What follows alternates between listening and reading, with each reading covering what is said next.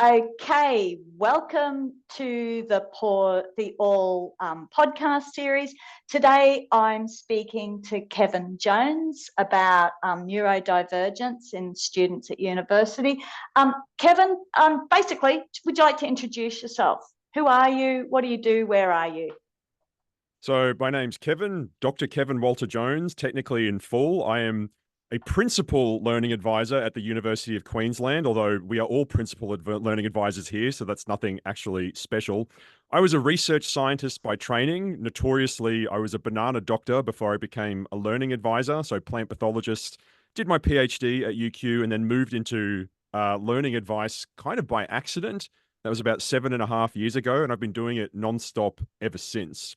So learning advisors at UQ, we see all students. We're not faculty or school specific. So undergrads, HDR, everything. We don't specialize at all. And so that means any student who comes to see us could have anything. And we also embed in faculties. But one thing that we're going to talk about today is the transition that I have made a little bit into doing neurodivergent support. Okay, so tell us, Kevan, how did you get involved in neurodivergent support at UQ? So partly this came from just observed gap, as in seeing many, many students, and definitely anecdotally an increase in students, which is pretty well supported by evidence and research at the moment, that we are seeing more and more neurodivergent students in the university.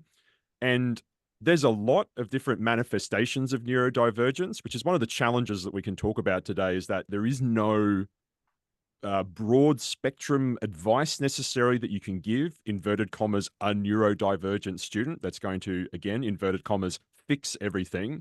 But one thing that has we've seen a lot of at UQ particularly is ADHD students. Now, whether this is increase in knowledge about it, diagnosis, self-diagnosis, regardless, there's a lot of them. And we estimate that there's thousands, easily thousands at UQ, possibly like 4,000 or 5,000 maybe. And there's always been this concern that they're slipping through the cracks, in a sense, from a attrition, retention, support perspective, because classically ADHD, like a lot of things in neurodivergence, has been viewed as deficit. It's a problem, disability. And so students are filtered through disability support. So what we call student advisors at UQ. So they'd be given a student access plan, SAP, which would then give them accommodations for ADHD. But anyone who's worked in this space will know that often those sorts of accommodations don't work. I'm probably being a bit too blunt when I say don't work, but they can often make things worse. So classic example of this, ADHD student gets an accommodation, which is an extension on an assignment. And so what they do is then not do anything for the extension and then end up doing it at the last minute anyway, which is it's not an organizational problem necessarily. This is a manifestation of ADHD. And so it's not to say that those accommodations shouldn't happen. It's more that we need to be looking at what are tailored supports that aren't necessarily accommodations specifically for, in this case, ADHD students. And as I've established, there isn't this is the neurodivergent support and do this. It has to be co-toured. It has to be customized in a sense. Although, as something we can talk about later on, is it may not even be useful to view it as ADHD. It may be better to view it as like, what are all the individual manifestations of it that can cross multiple planes of neurodivergence and focus on them. But wow. So you're saying we don't think of it as ADHD, we think of it as individual manifestations. And you said that the traditional accommodations are not really working. So tell me what you're doing in helping ADHD students now at UQ. yeah, I should walk that back a bit, that I shouldn't have said not working, because it's more that we can see that often they don't address it's in a sense, there's no actual way to address the core thing that's occurring. So some of the self-efficacy that occurs in ADHD. So identifying that, one thing we did at UQ is we jumped into the literature to do a kind of like soft literature review of what is actually happening out there from neurodivergent support. And probably to no one's surprise, there's very little out there. In fact, when we look at just neurodivergent research in general, it's focused, particularly in education, it's focused in school, primary and secondary. And even then, there's still not loads. There's not huge Mm. amounts of it, but like clear educational pedagogical interventions, which often don't map to what we do in the learning advisor space anyway. It's just not done at the tertiary level. And so that has led to, and some of you might empathize with this, paralysis, in that we see, oh, we really should be doing something in this space. What's the literature tell us? Oh, nothing. And so not feeling comfortable to necessarily then do something because if it's not evidence supported, but that means no one's generating evidence. It means we're not doing the kind of like, I don't want to say pioneering, but new research that we can then use as a foundation for, well, how do we actually build something Mm. useful? So this is where ADHD coaching came from, because that's something that has not a strong evidence base, but it does have an evidence base in the literature, which is all it boils down to. ADHD coaching is kind of similar to what would happen in a learning advisor session, where you'd sit down, talk to the student, like talk through their issues, and then here's a thing you can try, in a sense. I know that's a comically reductive way of referring to a learning Mm. advisor appointment, but those of you who do that will know that's really what we do in a lot of cases. But this is about how do we scale that process up? Because classically, ADHD, ideally what you'd get is a learning advisor who sees the student 3 times a week, the whole week for all 13 weeks of semester, which resource Wow. limitations suggest, that's not going to happen. If some Right. students access this outside the university, you can get an Mm. ADHD coach, which is often, actually, I shouldn't say often actually, because it's the Wild West out there in ADHD coaching. You do not have to have any credentials or qualifications to do it. So there's actually a bit of suspect behavior would be the polite way of putting it out there. So sometimes students, Outside the universities. yeah, so Yeah. students seeking support outside, and they'll often get, a trained psychologist with neurodivergent, post-grad qualifications who's amazing, or you just get some rando who's just calling themselves an ADHD coach. And it's a bit, there's not a lot of regulation, I guess, Mm. around at the moment. So it means students are left with, and if you can't afford it, well, then you just, sorry, too bad. And so we were looking at how can we try and replicate this at a scale that would work, and from a resourcing perspective that would work within an average university. So there's broader So what did scales. you do? As broader scales you can get with as little money involved as possible. Yeah. Because we struggle to get any. Well, I won't mince words. They got nothing, no money for this whatsoever, essentially. So it's all, what can we do with what we already have? So ADHD coaching, fundamentally, it's how do we get a group mentorship program happening where students can mentor other students. And so if I just Wow. detail the program as it works, this is classically like, many of you have done mentoring out there, but the way this works is 13 weeks of semester. We have a session a week. It runs for 2 hours. In the first hour, I or another learning advisor will get up and talk for 10 or 15 minutes. We keep it intentionally very short, about some aspect of ADHD, which we can talk about later on, something about the learning side of it usually. After the 15 minutes is up, the room breaks up into groups. So they actually, what we found actually is they actually stuck very loyally to their groups for the whole semester. Mm. Maybe about 4 or 5 students, and that each group is led by a mentor, an ADHD mentor who's been recruited through UQ's volunteering system. We have a whole infrastructure for recruiting volunteers, who all we recruited were people who were interested in ADHD support. So a lot of them ended up being psychology students, social work students, but some of them were just like, I have ADHD, or I'm just interested in it. I have friends who have it. I have family members, and I'm kind of interested in developing my own kind of understanding and support of it. So we had a big range of students who volunteered as mentors. We trained them up, but then in the actual sessions, we gave them problem-solving frameworks. So what the whole plan, the whole purpose of ADHD coaching is, we'd come in, I'd talk about something, let's say time management, really basic Pomodoro technique stuff, Mm. which we'll talk about later on because that's a dangerous word to bring up to a student with ADHD. Yeah. But I'd introduce it. The students would sit down, discuss it, and they'd have this process they'd work through, which is just goal setting. Here's a goal, I'm going to set it. But the whole point was they'd do it, come back the next week, and then 99% of the time it wouldn't have worked.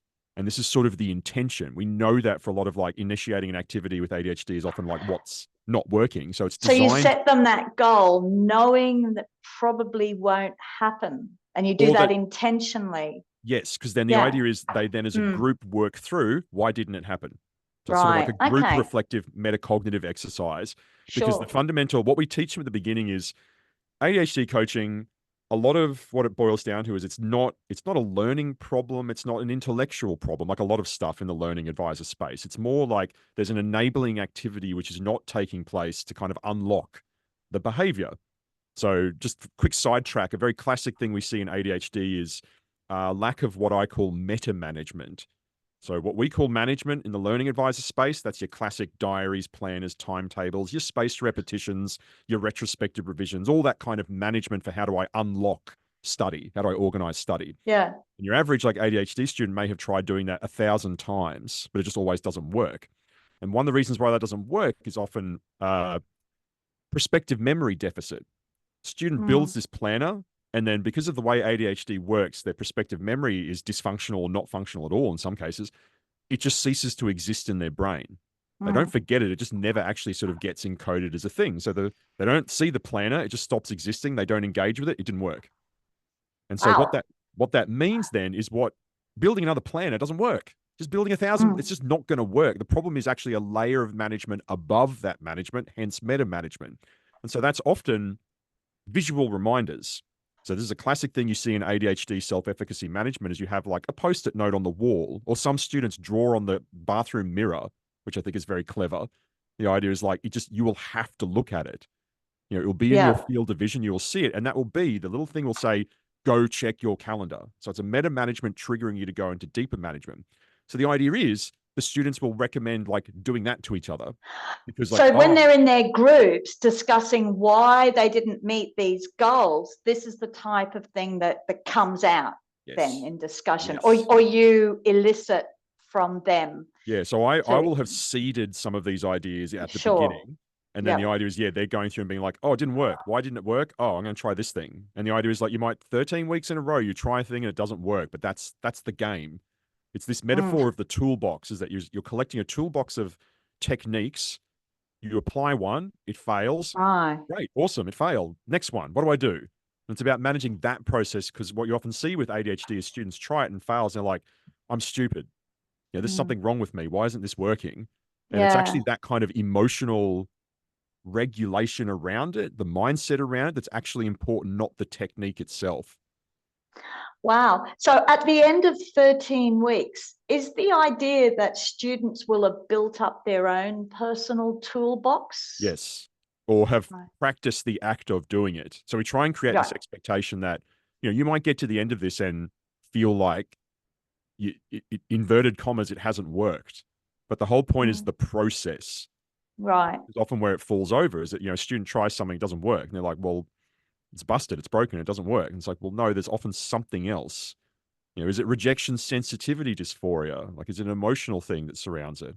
It often, I will say, and this is a bit of, quick advice for learning advisors out there. Meta management is the thing that I see that really has usually the most impact in ADHD, which is all our classic tools that we deploy, good. What's the extra layer of management that you're dropping on top of that? And Wow. that's something. I've written this down. This is really good for me. It's also something that it's one of the few times that I would ever recommend students engage in social media for something, because anyone who's familiar with neurodivergence and social media, it's a bit of Mm, a viper's nest. It can mm, be very bad. But one thing I do recommend to students is once you learn to identify meta management, look for it. It's actually something you see a yeah. lot of on TikTok, Instagram, is like different ideas. So, for example, a couple of months ago, year ago, I had a group of ADHD students who all swore by the same Kiki K calendar, a wall calendar. They were just like, Wow. whatever it is about this calendar that I use as meta management, as a visual reminder, it works. And so they recommend it to another student. They're like, oh, wow, this does work. And they kind of, it was like a chain. They were recommending us. It wasn't the technique, it was the meta management around the technique that was the actual impact. Okay, so your ADA coaching sort of program at UQ by students, the same group of students meeting week after week over 13 weeks, a lot of the ideas seem to come from them. Yes, that's the And whole then goal. they're sharing. So that's the whole thing. So it's not like you need to be the expert yourself and wave a magic wand and Correct. fix their problems. They are coming up with their toolbox and Yeah. sharing with each other. Which I will warn, the biggest thing, the biggest bit of kind of relevant feedback for anyone who's thinking of doing this themselves in the future, the biggest challenge we faced was emotional. Mm. What I mean by that is we often found that a lot of students, this was the first time in their lives where they felt comfortable discussing the Ah, impacts, the functional yeah. impacts of having ADHD, because it's very easy in it to, you be very, very smart person with ADHD, and everything about it can make you feel like you're stupid at university, which is the classic joke is that universities were designed as a hostile environment for anyone with neurodivergence. Like you could not design a better system to uh, punish someone who's Yeah. neurodivergent. That's a whole separate conversation. But what we found with ADHD is we had a lot of uh, distress that would pop up. We would get students who would sort of almost cathartic.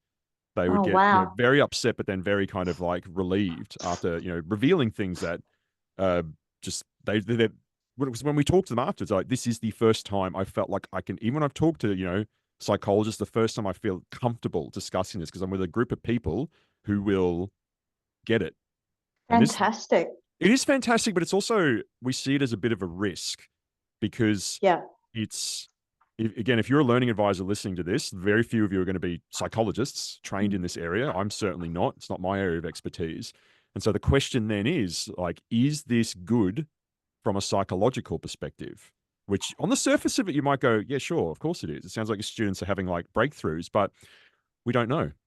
And so something I'm doing and something I'm doing next semester, because we're running it in a few weeks, is to do some really hardcore psychosocial risk assessments to think about what's the preventative and prophylactic psychological stuff we can do in this space to better prepare students if they are going to kind of encounter the emotional dimension. Because as I said earlier, like if you want to think about neurodivergence and learning advisor support, it is going to intersect with the emotional dimension, whether we like it or not. Wow. So that kind of leads me on to what would be your advice to learning advisors like me who don't have the benefit of a ADHD coaching sort of program around them and very little experience? How should I manage this in my daily work? Yeah, it's an excellent question. And I do want to stress that I am not an expert in this area at all. And this is only, I'm kind of accidentally tripped over into this just because of identifying it as a big issue and then just doing as much reading as I could on it. And then also really focusing in on, I've ended up having a lot of ADHD students referred to me. So I've seen quite a few. And I will, to stress just some quick kind of deliverables. The meta management thing, really, really lean into this and have some prepared. Have some Mm. examples that you can use with students. So some of the go-tos I use are post-it notes on the wall are the most classic, or on your computer are the most classic thing in the world. There's a bangles, like wrist bracelets kind of thing is another classic one where you put like a little bracelet on your wrist that represents like you must engage with, your Anki, your flashcard apps, this kind of thing. You Yeah. put it on, and then when you do it, you take it off and put it on your bedside table. And then when you wake up, you put it back on again. So you have a physical reminder to go into this other layer of management study. Right. What are some other examples? Uh, well, I can give you kind of, I had a really good example from a student just the other day about study. And so one of the big problems you see with all students, but especially ADHD, is like study initiation. How do I get over that initial hump? And then I'm usually actually Mm. okay once I do. And the way they were managing it is they had a study space at UQ and they would leave an alarm in that room, like a little timer with an alarm set to go off at the hour that they're meant to be on campus studying. Because the idea is if they don't show up, the alarm would go off, which is embarrassing because then this alarm is just going off in this like space. And so the students Wow. sort of using, this kind of social pressure of like, oh no, it'd be embarrassing if that alarm went off, so I've got to go in. And it kind of, in a sense, tricked them into going in. Like that's meta Right. management. And it's Yeah. most, That shows a lot of imagination oh, and resourcefulness, doesn't you, it? once you get past the kind of, excuse me, once you get past the automatic emotional defenses of a lot of ADHD students, you'll find that there's a huge amount of creativity. In fact, there's a whole, uh, we don't have time to sort of go into this, but the aesthetic dimension of ADHD is that you'll often Mm. see, ADHD students love mind mapping, but they often love it a little too much in that they make it pretty and beautiful and aesthetic, which just seems to be Again, who knows if it's a manifestation of ADHD or it's just a productive procrastination tool. It could be anything, but it's a common factor I see a lot. And so even talking to them about, all right, we're going to use mind mapping as a tool, visualization as a tool for like studying in this program, whatever you're doing. How can we stop you? Because, you know, a kind of, particularly when you see like ADHD, perfectionism, all unifying into this space where it's like, I'm going to generate the most perfect mind map that's ever existed. You spend 9 hours doing it, which is not efficient. We all know that. But the idea is, well, then how do you stop yourself? And so what are your meta management tools you can use for that? Which could be Pomodoro technique, but I'll tell you again, if you are exploring Pomodoro with an ADHD student, don't give them 25/5. Tell them to experiment. 15 minutes on and 30 seconds off can work. So this idea of like the break doesn't have to be, because what you often see with ADHD students is if you have a break, if it's longer than like 30 seconds, they'll often just get like pulled off into a whole other dimension. If you get on your phone, like that's it, done. That's really good. I had no idea that just that alone is helpful for me. Well, people think Pomodoro, it has to be 25 minutes on and 5 minutes off. No, it can be whatever you want it to be. And so that's the thing is like students will try it, but it didn't work. It's a failure. And it's like, no, try it again, but modify the time that you're allocating to it. Okay. This is all really good advice for learning advisors. So these kind of meta management tools, just this conversation, I've learned 2 or 3 different ideas that I didn't have before. Where can I go for more? So there are plans afoot to build and systematize some resources for this. There is actually a resource bank that's been built by, I don't know how you pronounce this, Aldenher, ALDNHE, the UK one. Oh, yeah. Just started that. I'm sure we can put a link somewhere. A link in the show notes. I think that's what you say on podcasts.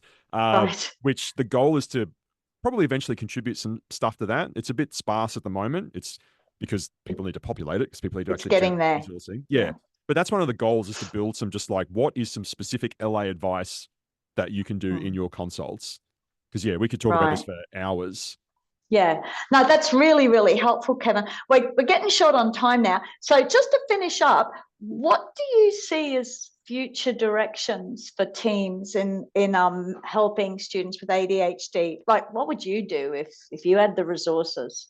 We are crying out for research, is essentially what this all boils down to. And again, those of you like me in the learning advisor space, many of you have probably have the same problem, that you are locked away from research. There's no support, there's no institutional support, money, etc. We've just got nothing. And if you do any research, it's going to be almost of your own like recognizance outside, even outside of work in some cases, which I do not encourage at all. Instead, I think we need to look at how we can advocate within the university system to get this kind of research happening. So at UQ, I've started talking to School of Psychology. I'm going to eventually talk to the School of Education about, can we actually start doing some formal, much more rigorous and formal evaluation? So ADHD coaching, at the moment, we're only doing the most sort of superficial, semi-quantitative, qualitative, has this improved your efficacy of learning? Like those sorts of things. Great, fantastic, nothing wrong with that at all. But we really want to do some deep research, which means getting some resources allocated, particularly research expertise allocated, so we can evaluate it formally, but then try and get deeper into like the psychology, educational psychology of what's going on, to then unlock interventions. Because ADHD coaching is one of the only interventions we have in this space that there's any real information on.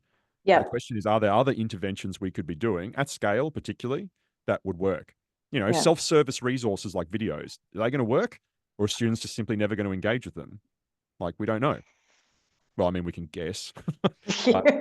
Look, Kevan, that's been really, really interesting. I'm really keen to find out what happens next at UQ with what you're doing. Have you published or presented on your coaching? I am accidentally find myself presenting at the ANZA conference at the end of this year. So go to the ANZA conference, and I will be talking about this in November. But the plan is to, once we have a bit more under our belt, to promulgate this out to the wider, particularly the Australian LA community. And there is a special interest group that has formed. It's still in its nascent early stages, but once it is again fully operational, sounds like a threat, doesn't it? Once it's fully operational, there are plans for PD is probably too strong a word for it, but more discussion around this area and more support for. Because again, this is coming for everyone. Yeah, I was going to say every team I know is crying out for sort of guidance in this area. No, I suspect particularly with the Accord, like neurodivergence wasn't mentioned, I think. I'm not sure it was mentioned at all in the Accord, but if it was, it wasn't mentioned very much. But I suspect it's going to just pop into existence on like very important people's radars in the next year or two. And then it'll just be like, what are you people doing about this?